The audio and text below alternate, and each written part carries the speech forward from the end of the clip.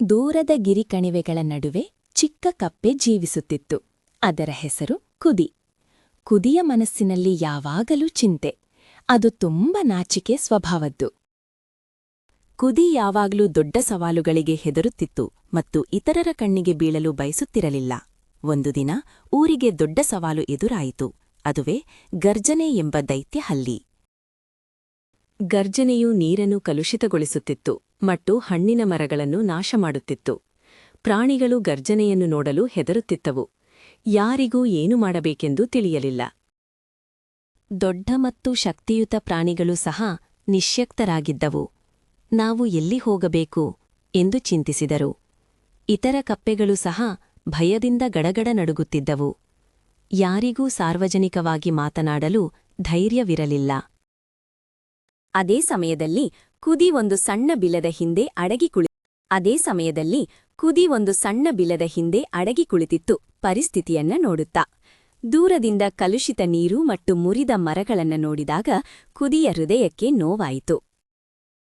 ಈ ರೀತಿ ನಾಶವಾಗಲು ನಾನು ಬಿಡಲಾರೆ ಎಂದು ಕುದಿ ನಿಧಾನವಾಗಿ ಹೇಳಿತು. ಅದಕ್ಕೆ ಒಂದು ಯೋಜನೆ ಹೊಳೆಯಿತು. ದೊಡ್ಡ ಗಾತ್ರದಿಂದ ಧೈರ್ಯ ಬರಬೇಕಿಲ್ಲ, ಬುದ್ಧಿಯಿಂದಲೂ ಧೈರ್ಯ ಬರಬಹುದು. ಕುದಿ ಮೌನವಾಗಿ ಪ್ರಾಣಿಗಳ ಸಭೆಯ ಕಡೆಗೆ ನಡೆಯಿತು. ಅದರ ಎದೆ ಧೈರ್ಯದಿಂದ ತುಂಬಿತ್ತು. ಅದು ದೊಡ್ಡ ಆನೆಯ ಪಾದದ ಬಳಿ ನಿಂತು ನಿಧಾನವಾಗಿ ಮಾತನಾಡಲು ಶುರುಮಾಡಿತು. ಗರ್ಜನೆ ಶಕ್ತಿಯಲ್ಲಿ ದೊಡ್ಡದಾಗಿರಬಹುದು, ಆದ್ರೆ ನಾವು ಜಾಣತನದಿಂದ ಯೋಚಿಸಬೇಕು ಎಂದು ಕುದಿ ಹೇಳಿತು. ನಮಗೆ ಅದರ ದೌರ್ಬಲ್ಯ ತಿಳಿದಿದೆ. ಗರ್ಜನೆ ತನ್ನ ಕಣ್ಣುಗಳನ್ನು ನೀರಿನಲ್ಲಿ ಮುಳುಗಿಸಲು ಇಷ್ಟಪಡುವುದಿಲ್ಲ ಎಂದು ವಿವರಿಸಿತು. ನಾವು ಅದನ್ನು ದೊಡ್ಡ ಮತ್ತು ಆಳವಾದ ಕೆರೆಯ ಕಡೆಗೆ ಆಕರ್ಷಿಸಬೇಕು ಎಂದು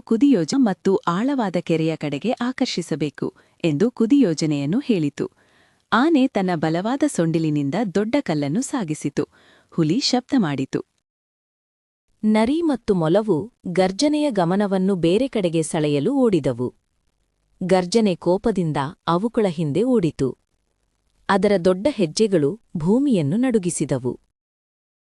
ಅದೇ ದಾರಿಯಲ್ಲಿ ಕುದಿ ರಹಸ್ಯವಾಗಿ ಕಲ್ಲು ಮತ್ತು ಕೊಳಕು ಮಣ್ಣನ್ನು ಸುರಿಯುವ ವ್ಯವಸ್ಥೆ ಮಾಡಿತು.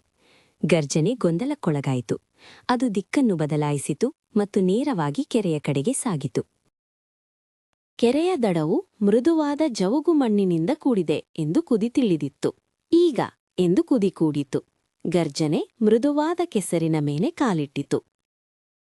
ಹಲ್ಲಿ ತನ್ನ ಸಮತೋಲನ ಕಳೆದುಕೊಂಡಿತು ಮತ್ತು ಅದರ ಮುಖವು ನೀರಿನೊಳಗೆ ಜಾರಿತು. ಆನೆ ಮತ್ತು ಹುಲಿ ವೇಗವಾಗಿ ಮುಂದೆ ಬಂದವು. ಸಿಕ್ಕಿಬಿದ್ದ ಹಲ್ಲಿಯನ್ನು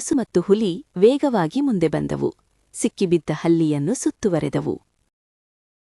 ನೀನು ಇನ್ನೂ ಮುಂದೆ ನಮ್ಮ ಜಲಮೂಲಗಳನ್ನು ಹಾಳು ಮಾಡಲು ಸಾಧ್ಯವಿಲ್ಲ ಎಂದು ಆನೆ ಧೈರ್ಯದಿಂದ ಹೇಳಿತು. ಗರ್ಜನೆಗೆ ತನ್ನ ತಪ್ಪಿನ ಅರಿವಾಯಿತು. ಅದು ಸಹಾಯಕ್ಕಾಗಿ ಬೇಡಕೊಂಡಿತು. ಪ್ರಾಣಿಗಳು ಒಟ್ಟಾಗಿ ಗರ್ಜನೆಯನ್ನು ಕೆಸರಿನಿಂದ ಹೊರತೆಗೆದವು. ಅದು ಎಂದಿಗೂ ಹಿಂದಿರುಗುವುದಿಲ್ಲ ಎಂದು ಭರವಸೆ ನೀಡಿತು. ಆ ದಿನದಿಂದ ಎಲ್ಲರೂ ತಿಳಿದಿದ್ದರು, ನಿಜವಾದ ಧೈರ್ಯ ಗಾತ್ರದಲ್ಲಿಲ್ಲ, ಆದರೆ ಬುದ್ಧಿವಂತಿಕೆ ಮತ್ತು ಹೃದಯದಲ್ಲಿರುತ್ತದೆ.